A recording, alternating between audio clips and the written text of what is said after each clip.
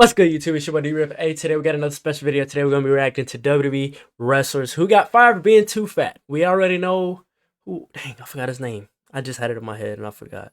See, this is the problem, man. This is the problem. I come on these videos so excited, so hyped up and ready to go for y'all, and then I just completely forget everything that I was going to say.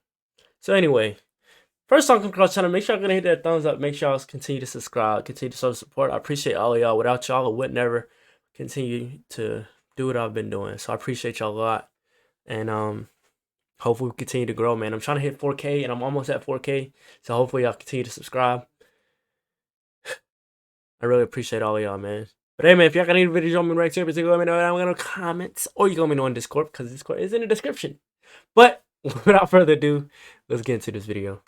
Wrestlers have to stay in shape, otherwise this is what happens to them. In 2011, Karma debuted in WWE. She was like nothing fans had seen before, and it seemed like WWE had big plans for her. However, a few weeks after she debuted, Carmella revealed she was pregnant and needed to leave. Sadly, she suffered a miscarriage, which caused her to fall into depression and gain weight. Karma did return to WWE at the 2012 Royal Rumble, but was fired not long after. The reason was due to her weight and not being in shape to wrestle. Thankfully, Karma, or Awesome Khan, did bounce back and continued her wrestling career outside of WWE. Rikishi made his WWE debut in 1992. But you can't tell me that ain't the Usos' daddy. You can't tell me, but that look just like him. Okay, not right here, but in that clip, outside of WWE, Rikishi, bro, he looked like Solo, bro. Like he looked like the Usos in Solo, bro. Like literally, it's not even close. Like he would not be able to not claim them at all if he ever wanted to. Because they look just like that man. Made his WWE debut in 1992 and spent the next roughly 7 years going through a handful of different characters and gimmicks. Why they keep giving him... Man, he look like Shredder from freaking Ninja Turtles. Why they keep giving this Samoan guys Asian freaking stuff? Yokozuna. Dude is Samoan and they gave him, what, a Japanese character? Like, why? However, he re-debuted in late 1999 as Rikishi. He had noticeably put on weight compared to his previous runs in WWE, and while not an issue at first, it would become one. As time went on, Rikishi started to get heavier and heavier. It got so bad that WWE started asking Rikishi to lose weight. Either he didn't lose enough, or the requests were flat out ignored, because in July 2004, Rikishi was fired from WWE. Now, you're gonna have an opinion about this one. He was fired from WWE. Bro, that's literally... He don't even, he's big, but he's not, sloppy, Big Daddy V, Big Viscera, you know. He ain't on that level. He ain't on no Brodus Clay. He ain't on that. He's big, but he's not as big as those guys were. So, I mean, and it was his character. How he gonna do the stank booty if he's skinny? It don't work. It's not the same. It don't have the same effect. So, Rikishi being big, that's the only way he can perform. That's Rikishi, bro.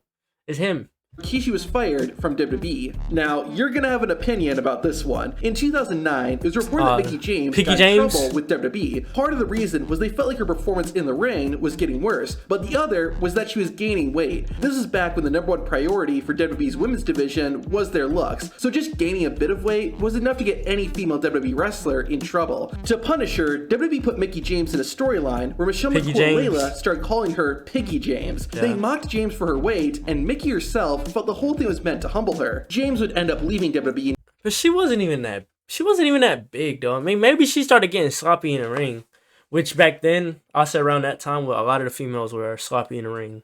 But she wasn't big, man. That's messed up that they did that Piggy James thing to her. I mean, I guess they said it was a punishment. It was meant to humble her, what they just said, whatever they just said.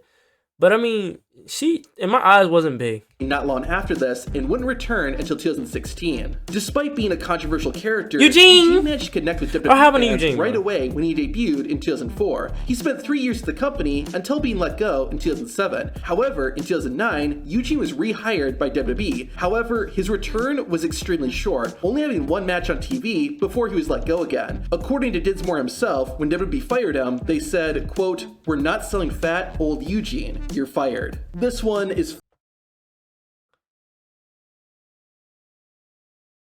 Wow. Did he at least get a pop? Does anybody remember? Because I don't remember. I don't even ever remember him coming back. Did he get it pop at least? Flat out sad. You might not remember Sage Beckett, and WWE probably prefers you don't. She got signed in early 2017 and mainly wrestled at non-televised WWE events. Beckett was fired in March 2018, and a few years later, the former WWE wrestler revealed why. WWE had her do weekly weigh-ins, and despite losing an impressive 130. That's definitely a difference.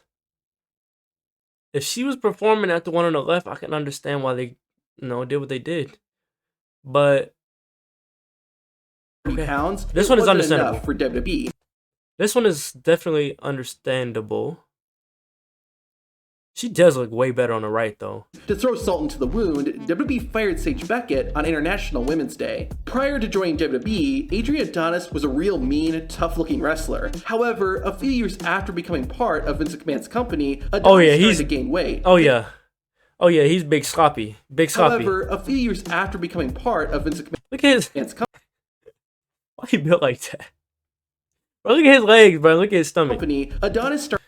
His legs stupid skinny.